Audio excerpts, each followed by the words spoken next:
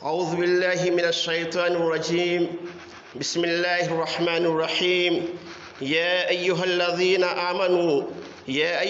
آمنوا كتب عليكم الصيام كما كتب على الذين من قبلكم لعلكم تتقون.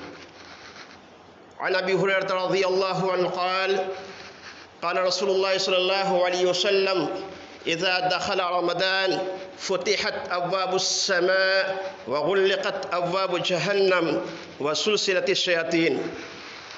گرامی قدر معزز حاضرین جمعہ، اسلامی بھائیوں، پردہ نشیف اسلامی ماں اور بہنیں، آج شعبان کا آخری جمعہ ہے، رمضان کی آمد ہے، لہذا آپ کے اندر جوش و ولولہ پیدا کرنے کے لیے، آپ کے اندر بیداری لانے کے لیے اور آنے والے مہینے میں آپ کو اعمال خیر کی طرف راغب کرنے کے لیے جس عنوان کا آج کے خطبہ جمعہ کے لیے میں نے انتخاب کیا ہے وہ ہے استقبال رمضان اور اس کے فضائل. اور انشاءاللہ آئندہ خطبہ جمعہ میں رمضان کے احکام و مسائل کے عنوان پر گفتگو ہوگی، کیونکہ فضائل جاننے کے ساتھ ساتھ مسائل کو بھی سمجھنا بے حد ضروری ہے. تو میرے محترم، عنقریب اللہ تعالیٰ کی توفیق اور اس کے فضل و کرم سے رمضان نیکیوں کے موسم بہار کا مہینہ ہمارے اوپر سایہ فگن ہونے والا ہے. رمضان کا آغاز ہونے والا ہے. حدیث میں آتا ہے، اس حدیث پہ بعض علماء نے کلام کیا ہے کہ رمضان کی آمد سے 2 مہینہ پہلے ہی سے اللہ کے نبی صلی اللہ علیہ وسلم، یعنی رجب کی ابتدا ہی سے اللہ کے نبی صلی اللہ علیہ وسلم رمضان کا استقبال کرتے ہوئے دعا کرتے کہ اے اللہ ہمارے لیے رجب اور شعبان میں برکت عطا فرما اور ہمیں رمضان تک پہنچا دے. اس لیے ہمیں بھی چاہیے کہ ہم رمضان کا استقبال دعا اور مناجات، توبہ استغفار کے ساتھ کریں. رمضان یہ ہمارا اور آپ کا ایک ایسا معزز مہمان ہے جو سال میں صرف ایک مرتبہ آتا ہے. اور کیوں آتا ہے؟ اس لیے آتا ہے تاکہ ہمارے اندر تقوی پیدا کرے، اور یہی رمضان کے روزے کا مقصد ہے. جیسا کہ اللہ تعالیٰ نے سورہ بقرہ کی آیت نمبر 183 میں بیان فرمایا، یا ایھا الذین آمنوا کتب علیکم الصیام کما کتب علی الذین من قبلکم لعلکم تتقون. کہ اے ایمان والو، تم پر روزہ فرض کیا گیا ہے جیسا تم سے پہلے کے لوگوں پر فرض کیا گیا تھا تاکہ تمہارے اندر تقوی آ جائے. تو اس آیت سے یہ بھی معلوم ہوا کہ ہم سے پہلے جو دیگر امتیں آئیں ان امتوں پر بھی اللہ نے رمضان کے روزے فرض کیے تھے. رمضان کے روزے کا ذکر صرف قرآن ہی میں نہیں بلکہ دیگر جو آسمانی کتابیں ہیں، تورات، انجیل، زبور، اس میں بھی ملتا ہے. تورات کے حوالے سے مفسر قرآن مولانا شمس پیرزادہ صاحب نے لکھا ہے کہ جب کوہ طور پر اللہ تعالیٰ نے موسیٰ علیہ السلام کو بلایا اور موسیٰ علیہ السلام اللہ تعالیٰ کی ملاقات کے لیے کوہ طور پر گئے تو وہاں 40 دن تک رہے. کتنے دن تک رہے؟ 40 دن تک رہے، اور 40 دن کی پوری مدت انہوں نے روزے کی حالت میں گزاری. اسی طرح دعوت القرآن کے مفسر لکھتے ہیں کہ عیسیٰ علیہ السلام نے بھی روزہ رکھا اور بنی اسرائیل کو روزہ رکھنے کا حکم دیا. ان کے یہاں کھانے پینے اور بولنے سے پرہیز کا نام روزہ تھا. لیکن ہماری شریعت میں صبح صادق سے لے کر غروب آفتاب تک کھانے پینے، تقریباً 14 گھنٹہ تک کھانے پینے اللہ کی رضا کے لیے رکنے کا نام روزہ ہے.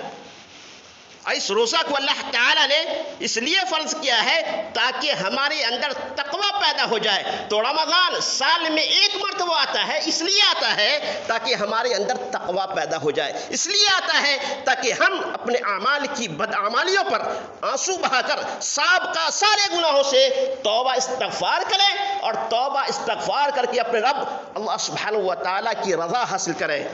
اس لیے آتا ہے تاکہ ہم اپنے آپ کو جہنم سے دور اور جنت سے قریب کریں، ہم جنت کا مستحق بن جائیں اور جہنم سے ہمیں نجات مل جائے۔ رمضان یہ ایک مہینے کے ٹریننگ کا مہینہ ہے، یہ ہمیں اور آپ کو گناہوں سے پاک کرنے کے لیے آتا ہے۔ جس طرح رمضان آنے سے پہلے ہر شخص ایک مہینے کی خوراکی راشن کا سامان مہیا اور تیار کر لیتا ہے، چاہے روز کنواں کھودنے والا اور پانی پینے والا آدمی ہی کیوں نہ ہو، یعنی روز کمانے والا یا کمانے والا اور کھانے والا آدمی ہی کیوں نہ ہو، قرض لے کر ہی صحیح آدمی کم از کم رمضان میں ایک مہینے کا راشن کا سامان مہیا کر لیتا ہے۔ اسی طرح ہمیں چاہیے کہ رمضان آنے سے پہلے رمضان کی استقبال کے طور پر اپنی تمام گناہوں سے توبہ استغفار کر کے اپنے آپ کو ذکر و اذکار، صوم و صلات، تلاوت قرآن اور تراویح و تہجد کے لیے تیار کر لیں اور ایک شیڈول بنائیں۔ رمضان آنے سے پہلے ہمیں چاہیے کہ ہم ایک شیڈول بنائیں، ترتیب بنائیں کہ فلاں کب کون کام کرنا ہے، اور نمازوں کے جو اوقات ہیں ان اوقات میں اپنے آپ کو بالکل فارغ رکھیں تاکہ کوئی بھی چیز کی رکاوٹ اللہ کی عبادت و بندگی میں نہ آئے، اور خاص کے تراویح کی نمازوں کا اہتمام کریں اور یہ عہد کریں کہ اے اللہ، غفلت کی جو زندگی گزر گئی، اب اس سال ہماری ایک بھی نماز تراویح فوت بولو نہیں ہوگی، چاہے کتنی ہی زیادہ مصروفیت کیوں نہ ہو۔ دیکھا جاتا ہے کہ لوگ بہت غلط سلوک کرتے ہیں نماز تراویح کے ساتھ، بہت غلط رویہ اختیار کیے ہوئے ہیں لوگوں نے، آج لوگوں کا ذہن بن چکا ہے۔ آپ نے بھی مشاہدہ کیا ہوگا کہ رمضان کے شروع میں 2-3 رمضان تک لوگ تو خوب شوق اور جذبے کے ساتھ نماز تراویح کا شروع سے لے کر آخر تک اہتمام کرتے ہیں، لیکن 2-3 راتیں کے بعد آدمی سست پڑ جاتے ہیں۔ کچھ لوگ تو پچھلے سب میں چلے جاتے ہیں، کسی بہانے سے باہر جاتے ہیں، پھر مسجد میں آتے ہیں، اور جب دیکھتے ہیں کہ امام صاحب رکوع میں جانے والے ہیں تو جلدی آ کر کے تراویح میں شامل ہو جاتے ہیں، پھر دوسری رکعت پڑھتے ہیں، اور تیسری رکعت میں بھی ایسا ہی کرتے ہیں۔ تیسری رکعت میں دیکھتے ہیں جب امام صاحب تراویح میں رکوع میں جانے والے ہیں تو جماعت میں شامل ہو جاتے ہیں، پھر چوتھی رکعت ادا کرتے ہیں اور 5ویں رکعت میں بیٹھے رہتے ہیں انتظار میں، کیونکہ امام صاحب حافظ صاحب لمبی قرات کرتے ہیں اور رکعت بڑی لمبی ہوتی ہے، تو انتظار میں بیٹھے رہتے ہیں اور دیکھتے ہیں کہ جب رکوع میں جانے والے ہیں تو جلدی سے آ کر جماعت میں شامل ہو جاتے ہیں، اور پھر کچھ راتوں کے بعد اس طرح غائب ہو جاتے ہیں جس طرح 14ویں رات کے چاند غائب ہوتے ہیں، پھر آخری رمضان میں 1-2 تراویح لوگ پڑھ لیتے ہیں۔ تو ایسا سلوک نماز تراویح کے ساتھ نہ کریں میرے بھائیوں، اور میری آواز سننے والی اسلامی بہنیں، نماز تراویح کی بہت زیادہ اہمیت ہے۔ اللہ کے نبی صلی اللہ علیہ وسلم بیان فرماتے ہیں، اللہ اکبر، من قام رمضان ایمانا واحتسابا غفر له ما تقدم من ذنبه۔ اللہ اکبر، کتنی بڑی فضیلت ہے نماز تراویح کی۔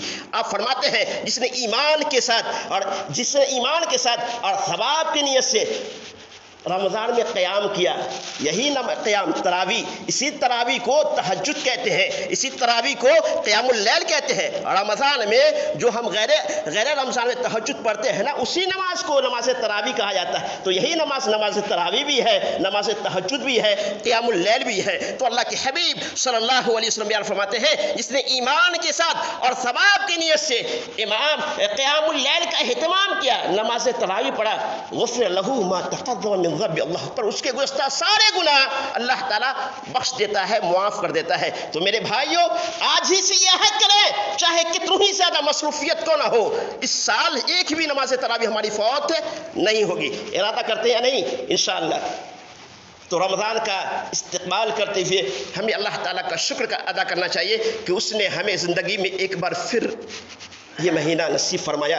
اللہ اکبر، ایک ایسا مہینہ کہ اس مہینے کی پہلی رات میں ہی جنت کے 8 دروازے کھول دیے جاتے ہیں، اور وہ دروازے کون کون ہیں؟ نام سماعت فرمائیں۔ نمبر 1 باب الصلاۃ، نمبر 2 باب الجہاد، نمبر 3 باب الریان، نمبر 4 باب الصدقہ، نمبر 5 باب الحج، نمبر 6 باب الکاظمین والعافین عن الناس، نمبر 7 باب المتوکلین، نمبر 8 باب الذکر۔ یہ جنت کے 8 دروازے ہیں۔ بعض اہل علم نے اس کے علاوہ دوسرے نام بھی لکھے ہیں۔ اور جہنم کے دروازے کتنے ہیں؟ 1 کم 7۔ جنت کے دروازے 8 ہیں اور جہنم کے دروازے 7 ہیں۔ ترتیب کے ساتھ نام سماعت فرمائے: جہنم، لظا، حطمہ، سعیر، سقر، جہیم، حاویہ۔ تو یہ ایسا مبارک مہینہ آنے والا ہے کہ اس مہینے کی پہلی رات میں ہی جنت کے 8 دروازے کھول دیے جاتے ہیں، ان میں سے کوئی ایک دروازہ بھی بند رہنے نہیں دیا جاتا۔ جہنم کے 7 دروازے بند کر دیے جاتے ہیں، ان میں سے کوئی ایک دروازہ بھی کھلا رہنے نہیں دیا جاتا۔ یہی نہیں بلکہ ہمارے اور آپ کے اندر بیداری پیدا کرنے کے لیے، ہمیں آپ کو بیدار کرنے کے لیے، اللہ کی عبادت کی طرف راغب کرنے کے لیے اللہ کے حکم سے اعلان کرنے والے اعلان کرتے ہیں: یا باغی الخیر اقبل، یا باغی الشر اقصر۔ اے خیر کے طلبگار، اے خیر کے چاہنے والے، آگے بڑھ، دیر نہ کر اور اعمال خیر سے اپنے دامن کو بھر۔ یا باغی الشر اقصر۔ اور اے اللہ کے وہ بدنصیب بندے جو اللہ کی معصیت اور اللہ کی نافرمانی میں جس نے اپنی زندگی کو برباد کیا ہے، کم از کم اس ماہ میں بھی اپنے اعمال کی بدعمالیوں سے باز آ جا، اپنے گناہوں سے توبہ استغفار کر لے۔ تو فرشتے اعلان کرتے ہیں: یا باغی الخیر اقبل، یا باغی الشر اقصر۔ اے برائی کے چاہنے والے، اے برائی کے طلبگار، کم از کم اس مہینے میں بھی اپنے اعمال بد سے باز آ جا۔ ایسا مہینہ کہ اس مہینے میں اللہ تعالیٰ کے حکم سے شرکت شیاطین کو قید کر دیا جاتا ہے، جیسا کہ اللہ کے نبی صلی اللہ علیہ وسلم اس حدیث میں بیان فرماتے ہیں: اذا دخل رمضان فتحت ابواب السماء وغلقت ابواب جہنم وسلسلت الشیاطین۔ شیطان جو ہمارا، آپ کا، اللہ کے رسول کا دشمن ہے، جس نے قسم کھائی ہے کہ اللہ میں تیرے بندے کو بہکاؤں گا، ثم لآتینہم من بین ایدیہم ومن خلفہم وعن ایمانہم وعن شمائلہم ولا تجد اکثرہم شاکرین۔ اے اللہ میں اس کو بہکاؤں گا، اس کے آگے سے، پیچھے سے، دائیں سے، بائیں سے، اور نتیجہ یہ ہوگا اے اللہ تو زیادہ کو شکر کرنے والوں میں سے نہیں پائے گا۔ تو اللہ تعالیٰ اس مبارک مہینہ میں ایسے شیاطین کو قید کر دیتا ہے۔ تو آپ فرماتے ہیں جب رمضان آتا ہے تو جنت کے دروازے کھول دیے جاتے ہیں، جہنم کے دروازے بند کر دیے جاتے ہیں، وسلسلۃ الشیاطین، اور شیطان کو قید کر دیا جاتا ہے۔ ایک ایسا مہینہ کہ اس مہینے میں اللہ اکبر، اللہ تعالیٰ بے شمار لوگوں کو جہنم سے آزادی کا انعام اور پروانہ عطا کرتا ہے۔ اے اللہ ہم گناہگار ہیں، خطاکار ہیں، تیری عزت و جلال کے وسیلے سے دعا کرتے ہیں، اے اللہ ہم گناہگاروں کو بھی تو ان لوگوں میں شامل فرما جن کو تو رمضان میں جہنم سے آزادی کا انعام اور پروانہ عطا کرتا ہے، آمین یا رب العالمین۔ تو میرے بھائیوں، یقیناً ایسے مہینے کا پانا یہ اللہ تعالیٰ کی بہت بڑی نعمت ہے، اور اس نعمت کی قدر و منزلت کا اندازہ اس بات سے لگا سکتے ہیں کہ سلف صالحین 6 مہینے تک اللہ تعالیٰ سے دعا کرتے: اے اللہ ہمیں رمضان کا مہینہ نصیب فرما۔ اور پھر رمضان جب آتا تو خوب عبادت و بندگی کا اہتمام کرتے، اور رمضان کے جانے کے بعد یہ دعا کرتے کہ اے اللہ ہم نے رمضان میں جو بھی نیکیاں کی ہیں ان نیکیوں کو قبول فرما۔ تو اسی لیے ہمیں بھی چاہیے کہ ہم رمضان میں جہاں تک ہو سکے اللہ کی عبادت و بندگی کا اہتمام کریں، اور عبادتوں کی قبولیت کے لیے اللہ تعالیٰ سے دعا بھی کرتے رہیں۔ میرے محترم، ہمارے کتنے رشتہ دار، دوست و احباب جو پچھلے سال رمضان میں ہمارے ساتھ تھے، انہی میں سے جماعت اور جمعیت کی خیر خواہ ام محترم جناب عبدالرشید صاحب ہلڈے بھی ہیں، جنہوں نے گزشتہ رمضان شروع سے لے کر آخر تک مکمل نماز تراویح کا اہتمام کیا، جو تکبیر اولیٰ کے ساتھ نماز پنجگانہ کے پابند تھے، اور ہمیشہ چاہے رمضان ہو یا غیر رمضان آذان جمعہ سے پہلے مسجد میں آتے تھے۔ اللہ تعالیٰ ان کی مغفرت فرمائے، انہیں جنت الفردوس میں اعلیٰ مقام عطا فرمائے، ان کی قبر کو اللہ تعالیٰ نور سے بھر دے۔ کون جانتا تھا کہ 2021 کا رمضان یہ ان کی زندگی کا آخری رمضان ہوگا۔ تو میرے محترم، اس طرح کئی ایسے دوست و احباب ہیں، ہمارے بھائی ہیں، ہمارے بہنیں ہیں، جو گزشتہ سال رمضان میں ہمارے ساتھ تھے، ہمارے ساتھ انہوں نے سحری کھایا، ہمارے ساتھ انہوں نے افطاری کی، ہمارے ساتھ انہوں نے خرید و فروخت کیا، لیکن 2022 عیسوی کا رمضان انہیں نصیب نہیں ہوا۔ اس رمضان کے آنے سے پہلے وہ اللہ کو پیارے ہو گئے، جبکہ اللہ تعالیٰ نے ہمیں زندگی دی اور تندرستی دی، اور ایک مرتبہ پھر یہ مبارک مہینہ نصیب فرما کر اللہ تعالیٰ نے ہمیں موقع دیا کہ ہم اپنے گناہوں سے خالص توبہ کر کے اللہ کو راضی کر لے تو کیا یہ اللہ تعالیٰ کی ایک عظیم نعمت نہیں؟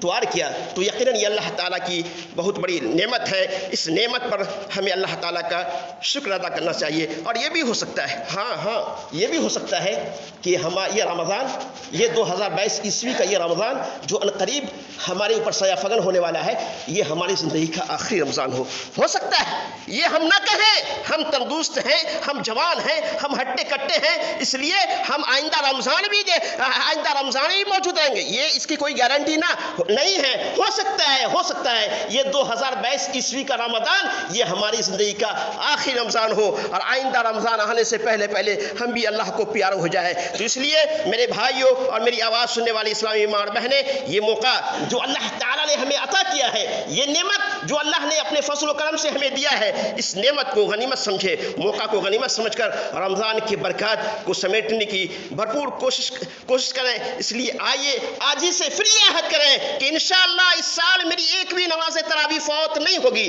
ذکر و اذکار، تلاوت قرآن، صوم و صلات کی ادائیگی کے ساتھ ساتھ، نمازوں کی ادائیگی کے ساتھ ساتھ، فرض نمازوں کی ادائیگی کے ساتھ ساتھ، فرض نماز سے پہلے اور بعد کی جو سنتیں ہیں، انشاءاللہ ہم ان سنتوں کا بھی وقت پر اہتمام کریں گے. اس لیے ہمیں چاہیے کہ ہم رمضان میں سنت مؤکدہ کے ساتھ ساتھ سنت غیر مؤکدہ کا بھی اہتمام کریں، ذکر و اذکار کا بھی اہتمام کریں، نماز تراویح کا بھی اہتمام کریں اور کوشش کریں کہ ہو سکتا ہے شاید یہ ہماری زندگی کا آخری رمضان ہو. اس لیے یہ سوچ کر جہاں تک ہو سکے زیادہ سے زیادہ اعمال خیر کریں اور اعمال خیر کر کے اللہ کی رضا حاصل کر لیں. اللہ سبحانہ و تعالیٰ تمام بھائیوں کو نیک سمجھ کی توفیق عطا فرمائے اور آنے والے مہینے کی اہمیت اور اس کی فضیلت کو سمجھتے ہوئے اللہ سبحانہ و تعالیٰ ہمیں نماز تراویح کا اہتمام کرنے